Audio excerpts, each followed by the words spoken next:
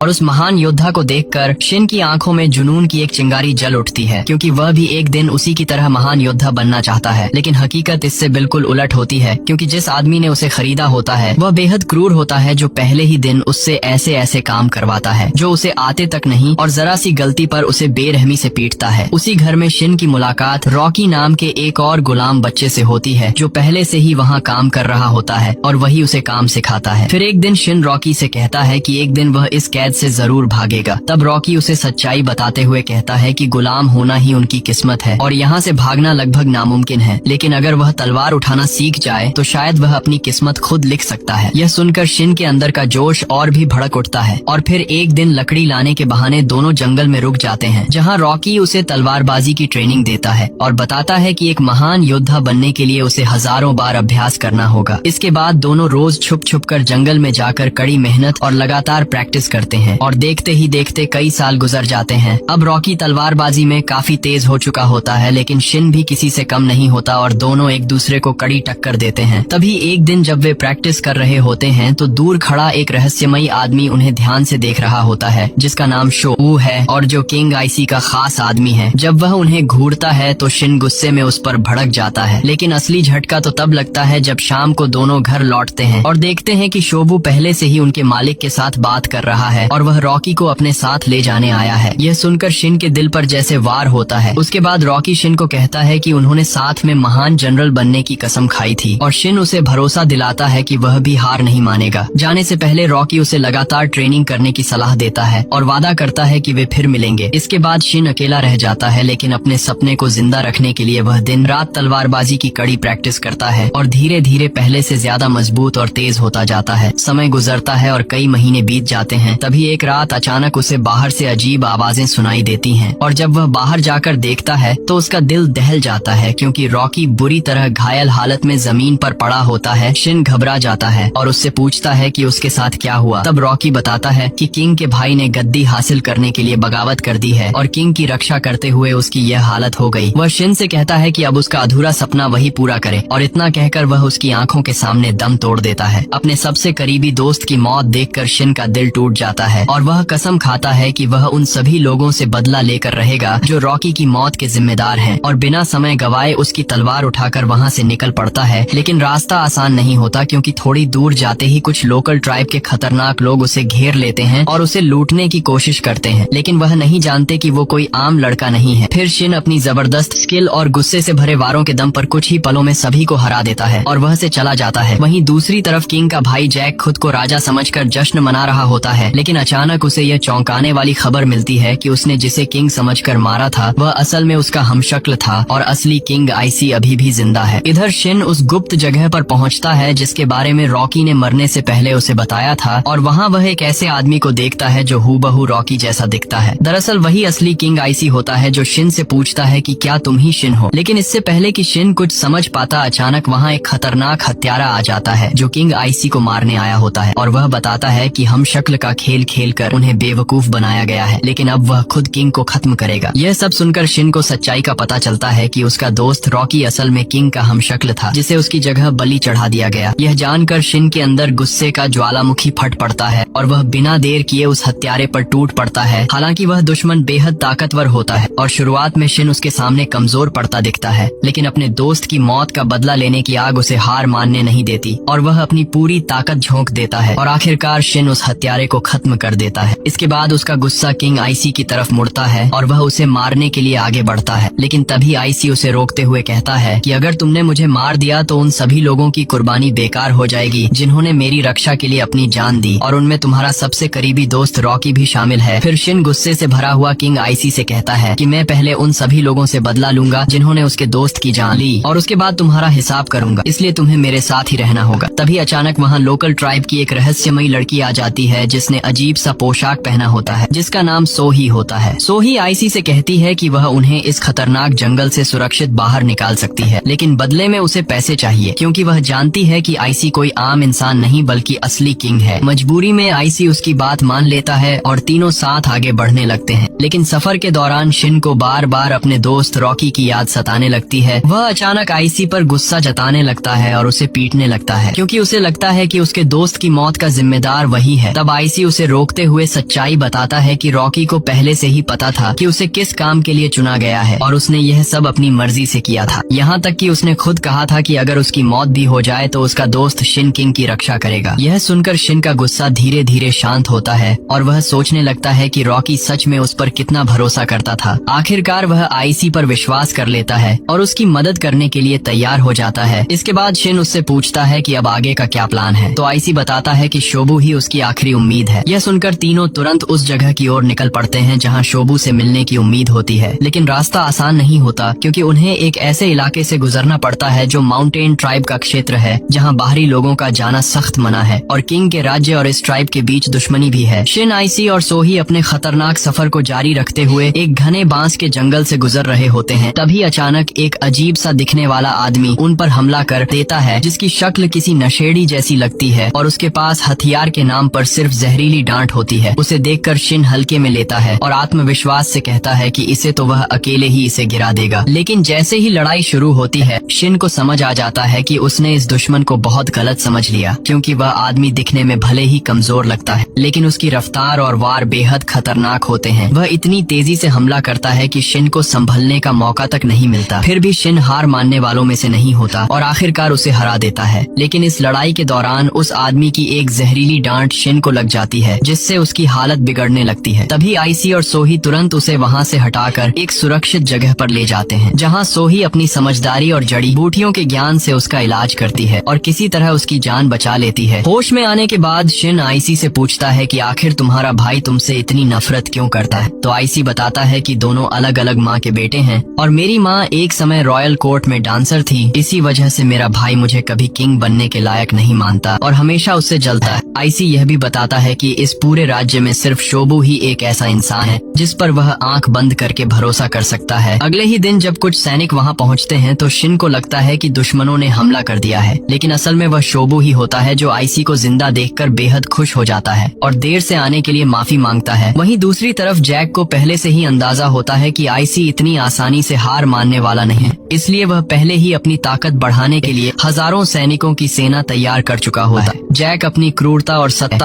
को साबित करने के लिए एक गैर शाही खून वाले सैनिक को सबके सामने अपने खतरनाक राक्षस से मरवा देता है, ताकि पूरे राज्य में यह डर फैल जाए कि सिर्फ शाही खून वाला ही किंग बनने का हकदार है। वहीं दूसरी तरफ शिन, जो अब पूरी तरह से ठीक हो चुका था और आईसी से कहता है कि अब जब शोबू भी उनके साथ है तो उन्हें तुरंत हमला करके उसका राज्य वापस दिलाना चाहिए। लेकिन शोबू उसे समझाता है कि हालात इतने आसान नहीं है, क्योंकि जैक पहले ही पूरे राज्य में अपने सैनिक फैला चुका होगा और उनकी छोटी सी टीम उस विशाल सेना के सामने कुछ भी नहीं है। तभी शोबू को अचानक एक उम्मीद की किरण याद आती है और वह बताता है कि माउंटेन ट्राइब उनकी मदद कर सकती है। हालांकि आईसी इस बात पर हिचकिचाता है क्योंकि उनके पूर्वजों और माउंटेन ट्राइब के बीच पुराने समय से दुश्मनी चली आ रही है और वे हमें भरोसे लायक नहीं मानते। लेकिन मजबूरी में उनके पास और कोई रास्ता नहीं बचता, इसलिए वे सभी सोही के साथ पहाड़ों की तरफ निकल पड़ते हैं और कठिन रास्तों से गुजरते हुए ऊपर चढ़ने लगते हैं। तभी अचानक माउंटेन ट्राइब के खतरनाक योद्धा उन्हें घेर लेते हैं और उनकी शक्ल, सूरत और तेवर इतने डरावने होते हैं कि कोई भी कांप जाए। वे उन्हें चेतावनी देते हैं कि अगर अपनी जान बचानी है तो तुरंत यहाँ से चले जाओ। लेकिन सोही उनकी भाषा में बात करके बताती है कि किंग आईसी तुम्हारे चीफ से मिलना चाहते हैं। ये सुनते ही ट्राइब के लोग और भड़क जाते हैं और बिना कुछ सुने ही सबको पकड़कर अपने साथ ले जाते हैं, यह कहते हुए कि अब उनका फैसला सिर्फ उनका चीफ ही करेगा। इसके बाद वे उन्हें पहाड़ों के बीच बसे अपने रहस्यमयी और शक्तिशाली साम्राज्य में ले जाते हैं, जिसे देखकर शिन और बाकी लोग हैरान रह जाते हैं। वहाँ ट्राइब का चीफ आईसी को उनके इतिहास की कड़वी सच्चाई याद दिलाता है कि कैसे उनके पूर्वजों और किंग के पूर्वजों के बीच एक समझौता हुआ था साथ रहने का, लेकिन बाद में किंग के लोगों ने धोखा दिया, जिससे उनके हजारों लोग मारे गए। यह सुनकर आईसी बिना किसी घमंड के सिर झुका लेता है और कहता है कि उसे इस बात का पूरा एहसास है और वह अपने पूर्वजों की गलती के लिए दिल से माफी मांगता है और भारी दिल से ट्राइब के चीफ से कहता है कि जो कुछ भी अतीत में हुआ वह उसे बदल नहीं सकता, लेकिन वह दिल से चाहता है कि अब सब मिलकर शांति से रहें और अपने पूर्वजों की गलतियों को सुधारे। बस इसके लिए उसे अपना राज्य मुझे वापस लेने में उनकी मदद चाहिए। यह सुनते ही वहाँ मौजूद माउंटेन ट्राइब के लोग गुस्से में चिल्लाने लगते हैं और उसे झूठा और धोखेबाज कहने हैं। लेकिन काफी देर सोचने के बाद जब ट्राइब का चीफ अपना मास्क हटाता है तो सब हैरान रह जाते हैं, क्योंकि उसके पीछे एक लड़की होती है। फिर वह अपने लोगों को आदेश देती है कि सभी को इकट्ठा करो और युद्ध की तैयारी शुरू करो, जिसका मतलब साफ होता है कि अब वह आईसी का साथ देने वाले हैं। अब आईसी के पास भले ही छोटी लेकिन एक ताकतवर आर्मी होती है और कम संख्या में होने के बावजूद वह एक चालाक प्लान बनाता है, क्योंकि माउंटेन ट्राइब के लोग हमेशा मास्क पहनते हैं। इसलिए आईसी उसी का फायदा उठाते हुए अपनी पूरी टीम को मास्क पहनाकर महल के बाहर खड़ा कर देता है और जैक तक यह संदेश भिजवाता है कि माउंटेन ट्राइब शांति से समझौता करना चाहते हैं। जैक, जो पहले से ही अपनी ताकत बढ़ाना चाहता है, इस मौके को अच्छा समझता है और अपने मंत्रियों को उन्हें अंदर लाने के लिए भेजता है। लेकिन जैक की तरफ से शर्त रखी जाती है कि उनके चीफ के साथ सिर्फ 50 लोग ही अंदर जाएंगे और बाकी बाहर इंतजार करेंगे। महल के गेट पर पहुंचने के बाद सैनिक उनसे हथियार बाहर रखने को कहते हैं, लेकिन चीफ पुराने धोखे की याद दिलाकर साफ मना कर देता है और मंत्रियों को लगता है कि इतने कम लोग उनका कुछ नहीं बिगाड़ पाएंगे, इसलिए वे उन्हें हथियारों के साथ अंदर आने की इजाजत दे देते हैं। जैसे ही महल का विशाल दरवाजा खुलता है, आईसी बिना एक पल गंवाए अपनी पूरी सेना के साथ हमला शुरू कर देता है, क्योंकि उसका साफ मकसद होता है कि किसी भी तरह सीधे जैक तक पहुंचा जाए, क्योंकि जैसे ही जैक काबू में आएगा उसकी पूरी सेना अपने आप बिखर जाएगी। इसके बाद वे लोग अलग अलग ग्रुप में बंटकर तेजी से महल के अंदर घुसते हैं, जहां एक ग्रुप को शिन लीड कर रहा होता है और दूसरे को खुद आईसी। लेकिन जैसे ही आईसी अंदर पहुंचता है, वहां पहले से तैयार खड़ी जैक की भारी सेना उसे घेर लेती है और तभी ऊपर से खड़े सैनिक उन पर तीरों की बारिश शुरू कर देते हैं, जिससे माउंटेन ट्राइब के कई लोग गिर जाते हैं। यह देखकर शोबू घबरा जाता है और कहता है कि हमें पीछे हटना चाहिए, क्योंकि इस तरह लड़ना नामुमकिन है। लेकिन ट्राइब का चीफ अपने प्लान के तहत सही मौके का इंतजार करती है। जैसे ही दुश्मनों का ध्यान थोड़ा भटकता है, जमीन पर गिरे हुए सभी ट्राइब के योद्धा अचानक उठ खड़े होते हैं और दुश्मनों पर टूट पड़ते हैं। दरअसल उनकी ताकत और सहन शक्ति इतनी जबरदस्त होती है कि तीर भी उनका कुछ खास नुकसान नहीं कर पाते और कुछ ही समय में वे वहां मौजूद सभी सैनिकों को खत्म कर देते हैं। दूसरी तरफ शिन एक गुप्त रास्ते से जैक तक पहुंचने की कोशिश कर रहा होता है, लेकिन रास्ते में ही उसका सामना जनरल साजी से होता है, जो पहले से ही वहां उसका इंतजार कर रहा होता है। साजी की ताकत इतनी खतरनाक होती है कि वह अकेले ही पूरी सेना को खत्म कर सकता है, लेकिन उसका असली निशाना सिर्फ आईसी होता है। इसलिए जब उसे आईसी वहां नहीं दिखता तो वह वहां से चला जाता है। इस मौके का फायदा उठाकर शिन और उसकी टीम तेजी से आगे बढ़ती है और जैक की सेना पर भारी पड़ने लगती है। वहीं दूसरी तरफ जैक महल के अंदर बैठा इस बात से खुश हो रहा होता है कि उसका भाई खुद उसकी मौत के जाल में फंसकर यहाँ तक आ चुका है। लेकिन जैक के पास एक भयानक और विशाल दानव होता है, जो जैसे ही मैदान में उतरता है पहली बार, शिन के चेहरे पर डर साफ दिखाई देता है, क्योंकि वह दानव अपनी ताकत से योद्धाओं को उठाकर पटक पटक कर खत्म करता जा रहा होता है। लेकिन शिन अपने डर पर काबू पाकर पूरी हिम्मत जुटाता है और सही मौके पर वार करके उस दानव को जमीन पर गिरा देता है और अपनी पूरी ताकत से उसका अंत कर देता है। इसके बाद शिन बिना समय गंवाए सीधे जैक के कमरे की तरफ बढ़ता है, लेकिन वहां पहुंचकर भी जैक के चेहरे पर जरा सा भी डर नहीं होता, क्योंकि उसके साथ खड़ा होता है उसका सबसे ताकतवर जनरल साजी, जिसकी ताकत और खौफ का अंदाजा हर किसी को होता है। यहाँ तक कि माउंटेन ट्राइब के सबसे बहादुर योद्धा भी उसके सामने टिक नहीं पाते और साजी अकेले ही सबको पछाड़ देता है। दूसरी तरफ आईसी और उसकी सेना लगातार लड़ते लड़ते थक चुकी होती है, क्योंकि दुश्मनों की संख्या बहुत ज्यादा होती है। लेकिन सैनिक अपने किंग को इतनी बहादुरी से लड़ते देखकर उनके अंदर फिर से जोश भर जाता है और वे दोबारा पूरी ताकत से दुश्मनों पर टूट पड़ते हैं। वहीं साजी शिन को बुरी तरह से पीट रहा होता है और उसे एक कमजोर इंसान की तरह जमीन पर गिरा देता है। वह एक एक करके सभी को बेहोश कर देता है और आखिर में मैदान में सिर्फ शिन और सोही ही बचे होते हैं। शिन की हालत इतनी खराब हो जाती है कि वह हिल भी नहीं पा रहा होता और तभी उसके अंदर कहीं गहराई में उसके दोस्त रॉकी की याद जागती है और उसका सपना और उसका वादा उसे फिर से खड़ा होने की ताकत देता है। उसी पल जब साजी उसे खत्म करने के लिए आगे बढ़ता है, शिन अचानक उठ खड़ा होता है और पूरी ताकत के साथ फिर से उससे भिड़ जाता है और पहली बार साजी के शरीर से खून निकलता है, जिससे वह भी हैरान रह जाता है। और आखिरकार शिन वही खास मूव इस्तेमाल करता है जिसे वह बचपन से हजारों बार प्रैक्टिस करता आया था और शिन अपनी पूरी ताकत को एक ही वार में उतार देता है और उसकी तलवार साजी की तलवार को चीरते हुए सीधे उसके सीने में जा धंसती है, जिससे साजी वहीं ढेर हो जाता है। साजी जैसे अजय योद्धा के मरते ही जैक के पास अब सरेंडर करने के अलावा कोई रास्ता नहीं बचता और यह देखकर उसके साथ खड़े मंत्री और सैनिक डर के मारे उसे अकेला छोड़कर भागने लगते हैं। तभी उनमें से एक भागते हुए सोही पर हमला करता है और उसे चाकू मार देता है, लेकिन शिन हैरानी होता है कि सोही बच गई, क्योंकि उसके अजीब से कपड़ों के नीचे छिपा आर्मर उसकी जान बचा लेता है। इसके बाद शिन जैक को पकड़कर बाहर ले आता है और सभी सैनिकों के सामने जोर से ऐलान करता है। खुद को किंग कहने वाला नेता अब हमारे कब्जे में है, इसलिए सब अपने हथियार डाल दें। यह सुनते ही जैक की सेना का हौसला टूट जाता है और कोई भी उसका आदेश मानने को तैयार नहीं होता। अपने ही सैनिकों को खुद के खिलाफ जाता देख जैक गुस्से में पागल हो जाता है और आखिरी कोशिश में आईसी पर हमला कर देता है, लेकिन आईसी उसे आसानी से काबू में कर लेता है और उसे सजा देता है, पर उसकी जान नहीं लेता। तभी वहाँ एक जिद्दी योद्धा आता है जो अभी भी आईसी को अपना किंग मानने से इनकार करता है और लड़ने के लिए आगे बढ़ता है। लेकिन उसी वक्त मैदान में एक ऐसी एंट्री होती है जिसे देखकर सबकी सांसें थम जाती हैं। धरती का महान और अजेय जनरल वॉर्न अपनी विशाल सेना के साथ वहां पहुंच चुका होता है। उसकी ताकत और रुतबा देखकर दोनों तरफ के सैनिक अपने अपने हथियार नीचे डाल देते हैं। आईसी उससे सवाल करता है कि वह उनके आपसी युद्ध में क्यों दखल दे रहा है, तो वॉर्न प्रभावशाली अंदाज में कहता है कि यह मूर्खता की लड़ाई है जहां लोग अपने ही लोगों से लड़ रहे हैं, न कि किसी असली दुश्मन से। फिर वह आईसी से पूछता है कि तुम कैसा राजा बनना चाहते हो और उसे सोच समझकर जवाब देने को कहता है। तब आईसी पूरे आत्मविश्वास के साथ जवाब देता है कि वह एक ऐसा राज्य बनाना चाहता है जहां कोई भेदभाव ना हो और सभी लोग मिलजुल कर शांति से रहें। यह जवाब सुनकर वॉर्न प्रभावित हो जाता है और वहीं इस युद्ध को खत्म करने का ऐलान कर देता है। लेकिन तभी एक आखिरी जिद्दी योद्धा आईसी पर हमला करने की कोशिश करता है और वॉर्न उसे पल भर में उसकी औकात दिखा देता है, जिससे सभी लोग उसकी ताकत के सामने सिर झुका देते हैं। इसके बाद जब वॉर्न वहाँ से जाने लगता है तो शिन उसे आवाज देकर कहता है कि मेरा नाम शिन है